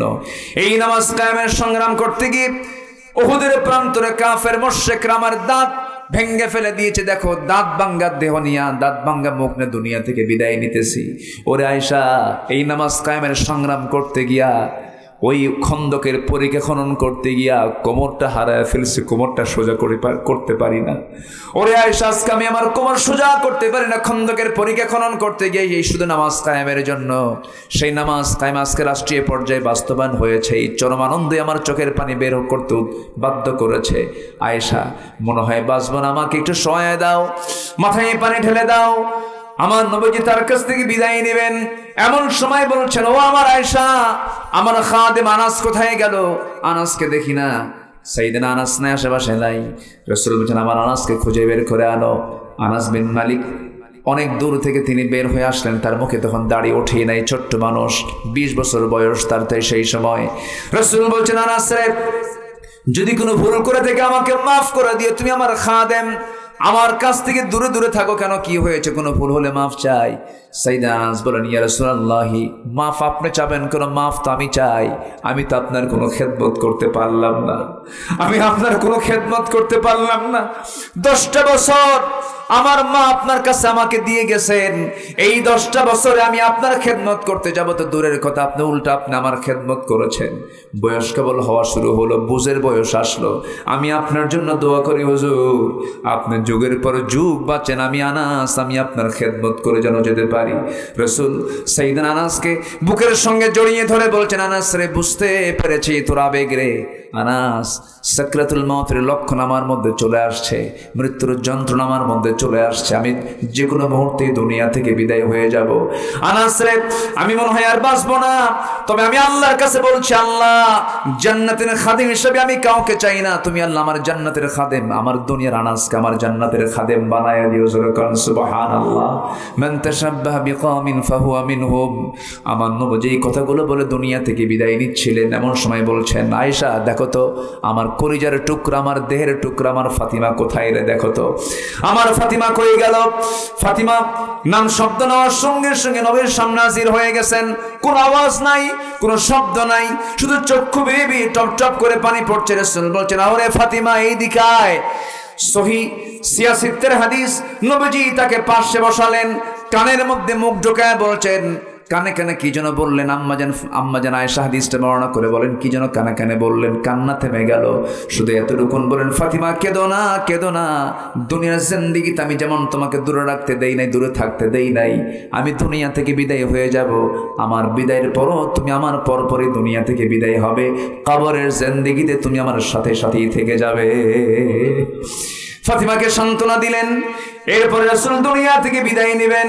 এমন সময় রাসূল আস্তে করে ডাক দিয়ে বলছে, আয়েশা রে, আমি বুঝি দুনিয়া থেকে বিদায় হয়ে যাব। আমার সাহাবীদের সঙ্গে তো আমার আর কোনো কথা হলো না। আমি তোমাকে সর্বশেষ একটা মেসেজ দিয়ে দেই, আমার উম্মতকে সারা জীবন ভালোবেসেছি, সারা জীবন উম্মতের জন্য কেঁদেছি। আমি আমার উম্মতকে ছাড়া জান্নাত যেতে চাই না। আমার উম্মতকে বলে দিবা আমার উম্মতরা যেন কখনো 5 ওয়াক্ত নামাজ না ছেড়ে দেয়। ভাইরা, সে নামাজকে আমরা পড়বো, জোরে বলি ইনশাআল্লাহ পড়বো পড়বো পড়বো। আত্মশুদ্ধির 10 পন্থা, নিজের জীবনের নাফসের শুদ্ধির 10 পন্থা, 10টা পথ। এর মধ্যে 1 নাম্বার হলো তওবা করা, নাম্বার 2 হলো সুন্দর করে নামাজটা পড়া। নামাজটা আমরা পড়বো, জোরে বলি ইনশাআল্লাহ। নাম্বার 3 হলো সিয়াম সাধনা। সিয়াম সাধনার মাস তো আমরা পাড়ি দিলাম, কিন্তু না, প্রত্যেক মাসে রোজা আছে না নাই? আসতে বলবেন না, আছে না নাই? যদিও নফল রোজা, কিন্তু আমার রাসূল কখনো নফল রোজা বাদ দেন নাই। সোমবার বৃহস্পতিবারের রোজা। যুবকরা, তোমার যৌবন কন্ট্রোল করতে পারো না, বিয়ে করতে পারছো না, সমস্যা। রোজা রাখো, চোখটা সংযত করো, যৌবনকে সংযত করো। রোজা এমন একটা ইবাদত, পৃথিবীর সব কিছুই দেখা যায়, সব ইবাদত দেখা যায়। নামাজে দাঁড়াচ্ছেন, দেখে ফেললো একজন, এরপরে দান করছেন, দেখে ফেলছে একজন। কিন্তু রোজাটা এমন একটা ইবাদতের নাম, পৃথিবীর কোনো মানুষের দেখার কোনো সাধ্য নাই। বান্দা রোজা আছে কি আছে না, সম্পূর্ণ খবর একমাত্র জানান তিনি আমারকে। এই যে আল্লাহ নিজে বলছেন, এই রোজাটা আমার জন্য, এটার পুরস্কার আমি আল্লাহ নিজ হাতে বান্দাকে জান্নাত বুঝায় দেব। জোরে বলে সুবহানাল্লাহ, আরো জোরে বলে সুবহানাল্লাহ। রোজা মানে কি জানেন? যার রোজা কবুল হবে তার জান্নাত ওয়াজিব হয়ে যাবে। আমি সাউথ কোরিয়াতে বছর 10 আগে গিয়েছিলাম। সাউথ কোরিয়া, দক্ষিণ কোরিয়া, ওই দেশের টোটালি মানুষ ম্যাক্সিমাম সব বৌদ্ধ, গৌতম বুদ্ধের তারা অনুসারী। তা আমার দেশের কিছু প্রবাসী সেখানে যায়, থাকে, চাকরি করে। এক প্রবাসী আমাকে গল্প করছেন, হুজুর, এক আমার মালিক, সে বৌদ্ধ, রোজার মাসে আমি রোজা আছি। তো সে রোজা বোঝে না, আমাকে বললো রোজা কি, হটস্কল রোজা, রোজা কি? তো বুঝাই দিলাম, না খেয়ে থাকে। না খেয়ে থাকে কেন? পানি খাও। সে আমার সামনে একটা পানি দিল, পানির বোতল দিয়ে, পানি খাও। কিসের রোজা? কেন আল্লাহ আমাকে মানা করে? আল্লাহ আবার কিসের মানা করবে? কেন আল্লাহ আমাকে মানা করছে, এজন্য খাবো না আমি। আল্লাহ তোমাকে মানা করলো, ঠিক আছে, তুমি খাবা না, খাবা না, ঘরের মধ্যে লুকায় যা খাও। কি কথা কি বুঝতেছেন? মানে ও বোঝে না যে আল্লাহ লুকেও দেখে, এটা বোঝে না। তো বললো আমার আল্লাহ এমন আল্লাহ যিনি লুকে খেলেও খায়, লুকে খেলেও দেখে, গোপনে খেলেও দেখে, প্রকাশ্যে খেলেও দেখে। আশ্চর্য হয়ে, তাই তোমার আল্লাহ গোপনেও দেখে, প্রকাশ্যেও দেখে, আর তুমি সে আল্লাহকে ভয় করে রোজা আছো? তোমার দেশের মানুষ কি করে? আমার দেশের মানুষে সবাই রোজা রাখে। বলতেছে তোমার দেশের মানুষ তো খুব বড় আল্লাহওয়ালা, কোনো অপরাধ করে না, কোনো চুরি ডাকাতি করে না, নাকি? কি আস্তে কয়, আস্তে কয়। তাহলে ওই বৌদ্ধের যে ধারণা, সেই ধারণাই তো রাইট। জাল্লার ভয়ে খায় না আড়ালে, জাল্লার ভয়ে কোনো পানি খায় না, কোনো কিছু খায় না, বৈধ স্ত্রীর কাছে সে যায় না আল্লাহর ভয়ে। সে তো আল্লাহ বলে, সে তার মতো ভালো মানুষ তো হওয়ার কথা না। তাহলে এত রোজাদার আমার দেশে থাকার পরও চুরি আসে না নাই, ডাকাতি আসে না নাই? তাহলে কেমন কি রোজা হলো আমাদের বলেন? তাহলে আত্মশুদ্ধির জন্য নকল রোজার দরকার না, আসল রোজার দরকার। বলেন কি রোজার দরকার? আসল রোজা। আমরা আসল রোজা পালন করবো, জোরে বলি ইনশাআল্লাহ। নাম্বার 4 হলো আল্লাহর জিকির করা। আল্লাযীনা আমানু তাতমাইন্নু কুলুবুহুম বিযিকরিল্লাহ আলা বিযিকরিল্লাহি তাতমাইন্নুল কুলুব। জোরে বলুন আল্লাহু আকবার। নাম্বার 5 হলো আত্মশুদ্ধির জন্য নাম্বার 5 নাম্বার পথ হলো কোরআনের সাথে সম্পর্ক বেশি রাখবো আমরা। এই কিতাবের সঙ্গে সম্পর্ক বেশি যার, আল্লাহর সঙ্গেও সম্পর্ক বেশি তার। এই কিতাবকে সুন্দর করে পড়বো, তিলাওয়াত, কিরাআত, দিরাসাত, তাদাব্বুর সব মিলিয়ে আমার সঙ্গে কোরআনকে আমার সঙ্গে আমার লালন করতে হবে, বুঝতে হবে। আপনি কি জানেন এই কোরআন একদিন আমাকে আপনাকে সুপারিশ করে জান্নাতের দরজায় পৌঁছায়া দেবে? জোরে বলে সুবহানাল্লাহ। এই জন্য দুনিয়ার দল করব না, কোরআনের দল করব। আরো জোরে ওয়াদা করে যান, দুনিয়ার দল না কোরআনের দল। আরো জোরে বলেন, দুনিয়ার দল না কোরআনের দল। দুনিয়ার দল না কোরআনের দল? দুনিয়ার দল না কোরআনের দল? মনে যেন থাকে। জোরে বলি ইনশাআল্লাহ। নাকি বের হওয়ার পরে ভুলে যাবেন? নাম্বার 6 হলো সেজদায় বেশি বেশি ক্রন্দন করা। ইয়াখিরুনা লিল আযকানি ইয়াবকুন ওয়া ইয়াজিদুহুম খুশুআ। জোরে বলুন আল্লাহু আকবার। নাম্বার 7 হলো হালাল রিজিক উপার্জন করা। কুলু মিনাত তাইয়্যিবাত ওয়া আমালু সালিহান ইন্নী বিমা তা'মালুনা আলিম। জোরে বলুন আল্লাহু আকবার। নাম্বার 8 হলো মিথ্যাচার ছেড়ে দেওয়া, গীবতকে বর্জন করে ফেলা। মিথ্যাচার করা যাবে না, গীবত করা যাবে না। ইমানদারের মুখ থেকে মিথ্যা কথা বের হবে না। ইমানদার যে তার মুখ থেকে মিথ্যা বচন কখনো আসবে না, মিথ্যা বচন সে করবে না, মিথ্যা কথা সে বলবে না, মিথ্যা সাক্ষী সে দেবে না।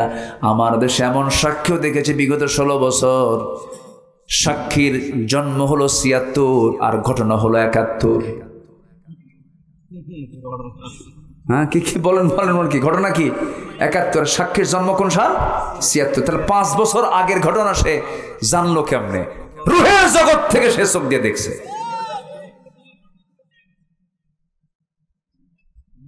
এগুলো দেখছে আমার কত বছর? 16 বছর। কত বছর? 16 বছর। ফেরাউন পৃথিবীতে বেঁচে ছিল হলো 1600 বছর, এরা ছিল 16 বছর। সংখ্যার যে মিল হলো কেমনে বুঝলাম না।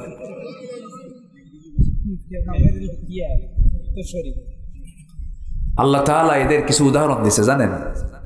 আল্লাহ তাআলা এদের কিছু উদাহরণ দিয়েছে। যেরকম আল্লাহ তাআলা মশার উদাহরণ দিয়েছেন। কিসের উদাহরণ বলেন তো? মশা। মশা কি করে আমাদের বলেন? কামড়ায় কিনা?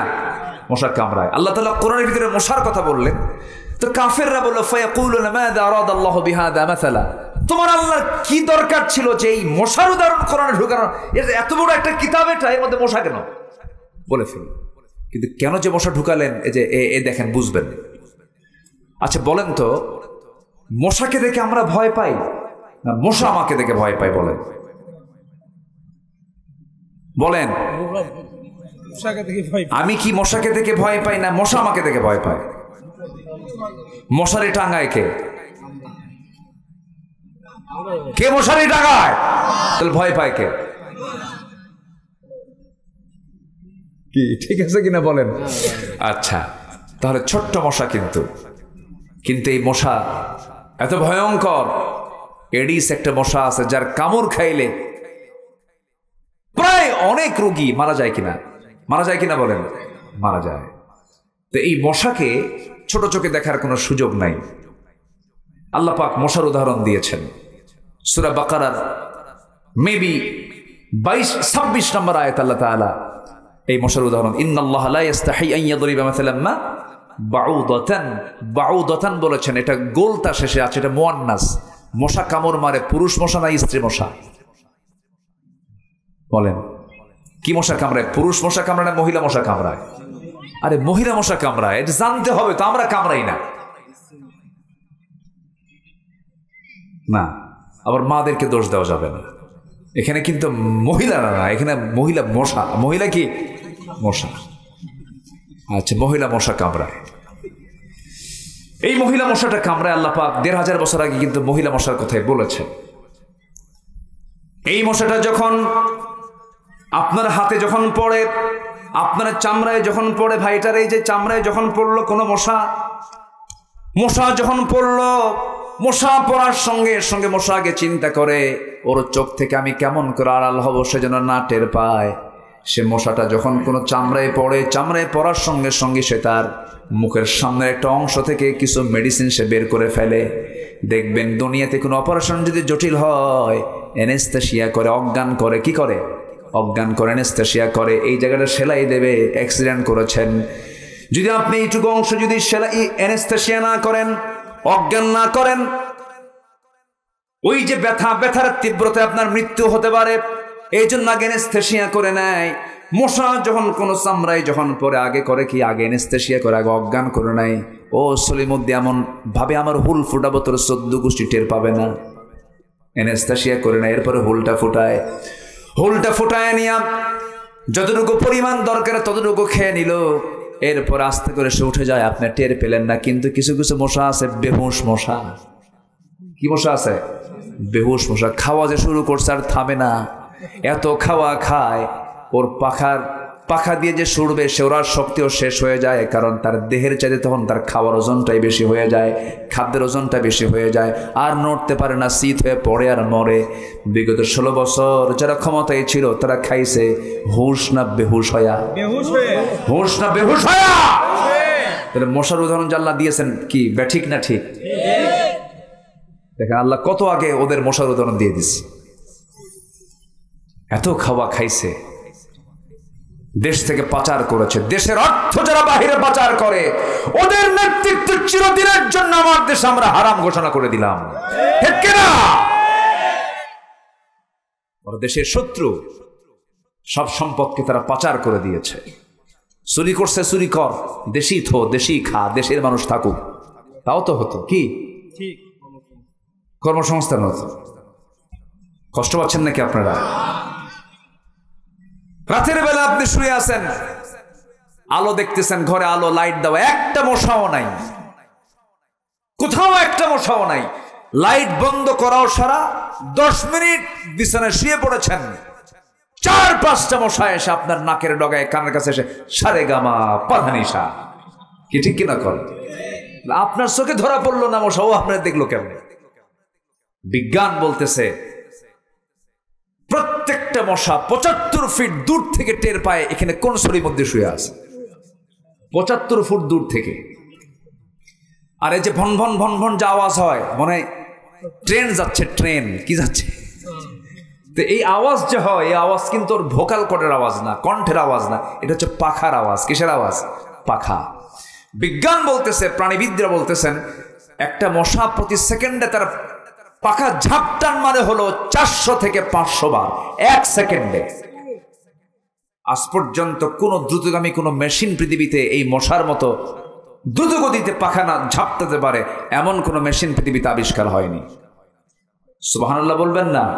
আল্লাহ যে আইয়াদরিবা মাসালাম মা বাউদাতান ফামা ফাওকাহা, এটা কি ভুল করেছেন? না, আল্লাহু আকবার বলে।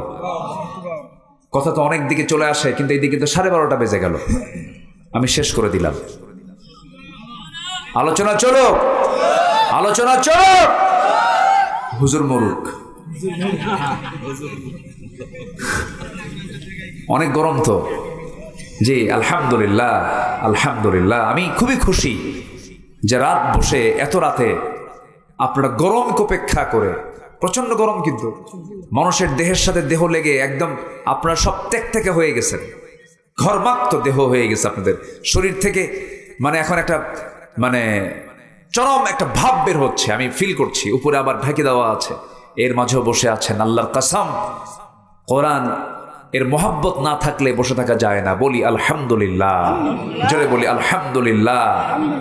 সম্মানিত ভাইয়েরা, তাহলে আমরা মিথ্যা বলবো না সত্য বলবো? মানুষের কিছু প্রশংসা করবো না গীবত করব? পারলে প্রশংসা করব, গীবত করার দরকার নাই। নাম্বার 9 হলো অহংকার করা যাবে না, আত্মগরিমা করা যাবে না। অহংকার কার? অহংকারটা করা কার হক? অহংকারটা কার হক বলেন? আল্লাহ অহংকার করবেন, আল্লাহর যোগ্যতা আছে। বান্দার কোনো অহংকার করার কোনো যোগ্যতা নাই।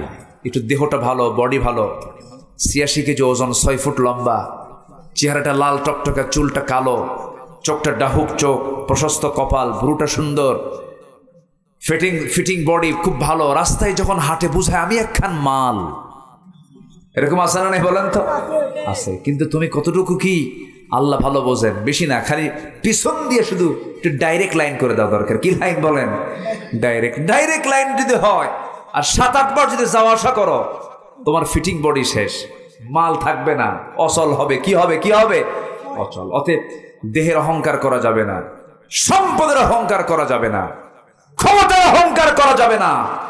আজ থেকে 8 মাস আগে যার কথায় প্রশাসন উঠতে বসত, সেই মহিলা আজকে গোটা পৃথিবীর কোথাও জায়গা পাচ্ছে না। অহংকার দেখানো যাবে না। ক্ষমতার অহংকার না, অর্থের অহংকার না, দেহের অহংকার না, কোনো অহংকার দেখানো যাবে না। নাম্বার 10, শেষ তো হলোই মোটামুটি, আমি শর্ট করে বলে ফেললাম। নাম্বার 10 হচ্ছে তাকওয়া অর্জন করব আমরা। তাকওয়া, তাকওয়া মানে হচ্ছে সেই গুণ, যে গুণটা হচ্ছে সকল প্রকার হারাম থেকে যে ব্যক্তি নিজেকে বিরত রাখতে পারে সে হচ্ছে মুত্তাকি। বলি আলহামদুলিল্লাহ। হারামকে হারাম জেনে হারামকে বাদ দেবো, আমি জান্নাত বুঝে নেবো। কাল আমি হারামের কাছে যাইও নাই, তুমি আমার জান্নাত বুঝাই দেবো। সুবহানাল্লাহ। আমি হারাম ছেড়ে দেবো, আল্লাহ আমাকে কি বুঝাই দিবেন? জান্নাত বুঝাই দিবেন। আসুন আল্লাহ পাক আমাদের নফস, আমাদের কলব, আমাদের রূহকে সুন্দর করে সাজানোর তৌফিক দান করুন। জোরে বলি আল্লাহ। কলব হচ্ছে ফেডারেটিভ।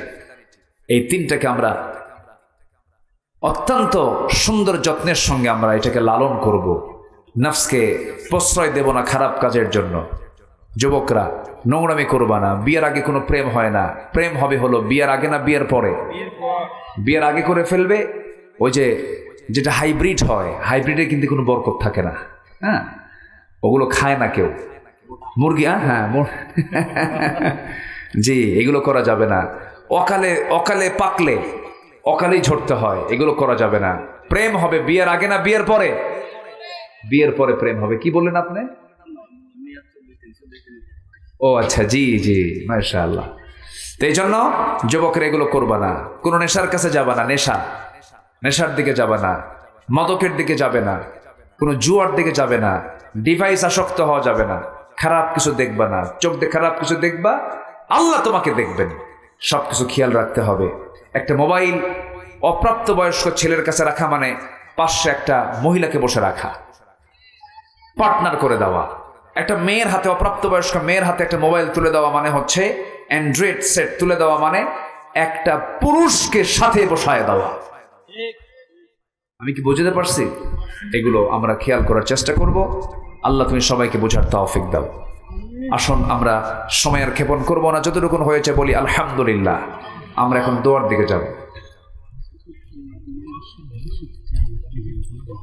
মাসিক, আচ্ছা বসেন, আমরা কিন্তু দোয়া করবো। আমাদের মূল কাজ কিন্তু, মূল আকর্ষণ যেটা আমি শুরুতে বলেছি, মূল আকর্ষণ আজকে মাশরুমদের জন্য দোয়া করবো না আমরা ইনশাআল্লাহ। আচ্ছা, বৃষ্টির দরকার আছে না নাই? বৃষ্টির জন্য দোয়া চাবেন না আপনারা? এই প্রচন্ড গরম, কি বৃষ্টির দরকার আছে? তো এলাকায় দরকার আছে কিনা ভালো করে কম। যদি না হয় তাহলে চাবো না, তাহলে তো দরকার নাই, তাহলে তো সমস্যা। আচ্ছা শোনেন, এমন বৃষ্টি হোক যেন ধান কাটতে যেন অসুবিধা না হয়, ঠিক আছে না? আচ্ছা ঠিক আছে। আল্লাহ যেন মেপে মেপে দেন। জি, আল্লাহ যেন মাপ অনুযায়ী দেন। জোরে বলে আল্লাহুম্মা আমিন। ইসলামে আত্মা, নফস, আকল, এই তিনটি কনসেপ্ট কিভাবে পৃথক, তারা কিভাবে একে অপরের সঙ্গে সম্পর্কিত, এ তো অনেক লম্বা কথা। আমি শেষ অবশ্য বলেছি নফস, কলব এবং রূহ অ্যাডমিনিস্ট্রেটিভ, লেজিসলেটিভ, এটা হচ্ছে ফেডারেটিভ। অনেক লম্বা কথা, তো আমি এটা বলবো কেমন। এখন ইসলামের রিবা সুদ তো হারাম হলেও বর্তমান সময় ইসলামী ব্যাংকিং কীভাবে শরিয়া অনুযায়ী কাজ করে দাবি করে, আদতে এতে কোনো চাতুরতা রয়েছে? শোনেন, আমাদের যে মূল রাষ্ট্রায়ত্ত যে ব্যাংকগুলো, এর সুদ আছে না নাই বলেন তো? আচ্ছা, তো এর মধ্যে থেকে একটু বাঁচার জন্য চেষ্টা করছে। আপনি বাঁচার চেষ্টা করবেন না? আপনি বাঁচার জন্য এই শরিয়া বোর্ড রেখে কিছু ব্যাংক তারা চেষ্টা করছে মন্দ থেকে, মানে অন্তত কিছু থেকে আমরা বাঁচার চেষ্টা করি। আমি নেব না, এটা পারবেন না, আপনাকে নিতে হচ্ছে, কিন্তু আপনি দিবেন না। আমি সুদ দেব না, এই কাজ শুধু করতে পারবেন না, কিন্তু আপনি নিতে বাধ্য হচ্ছেন। আপনি দেশের নাগরিক, পরোক্ষ হলেও আপনি সুদের সঙ্গে জড়িত। আমার কথা কি বুঝতেছেন আপনি? তখন আপনি জড়িত নন যখন এই দেশটা ইসলামী হুকুমত, ইসলামী রাষ্ট্র যখন কায়েম হবে, তখন আপনি 100% বলতে পারবেন যে আমি সুদ থেকে মুক্ত হতে পেরেছি। আচ্ছা, আপনি মাহফিলে আসছেন, ডান পথে এসেছেন না বাম পথে এসেছেন বলেন? না, গাড়ি নিয়ে আসছেন আপনি ডান দিকে না বাম দিকে? বাম দিকে। এই দেশের ট্রাফিক আইনটা কি বামে চলা না ডানে চলা? বলেন ডানে চলা বামে চলা? কিন্তু ইসলাম কি বলে? ডানে চলো। তাহলে আপনি হাজারো বড় আল্লামা হন, পীর সাহেব হন, পীরে মুকাম্মেল হন, রাস্তায় হাঁটতে গেলে আপনি ডানে হাঁটবেন না বামে হাঁটবেন? বামে। কেন? এদেশের আইনটা আছে এটা। তো আপনি চাইলে তো পারতেছেন না, কিন্তু আপনি আপনার মতো করে যখন চলতে যাবেন, আপনার অধীনস্থ যারা থাকবে সেখানে আপনি চেষ্টা করে যদি শরিয়া বোর্ড কায়েম করে যদি বাঁচার চেষ্টা করেন, অন্তত মন্দের ভালো আছে না? মন্দের ভালো তো আছে, এতটুকু আপনি বাঁচতে পারলেন। আপনি বলতে পারবেন আল্লাহ আমি কিছু চেষ্টা করেছি, আমি 100% শরিয়া তারা ফলো করতে পারে এটা আমি বলতে পারবো না। এটা কেমনে বলবো? আমার পক্ষে এটা বলা সম্ভব নয়। তবে তারা চেষ্টা করছে, আমরা চেষ্টাকে সাধুবাদ জানাই, বলি আলহামদুলিল্লাহ।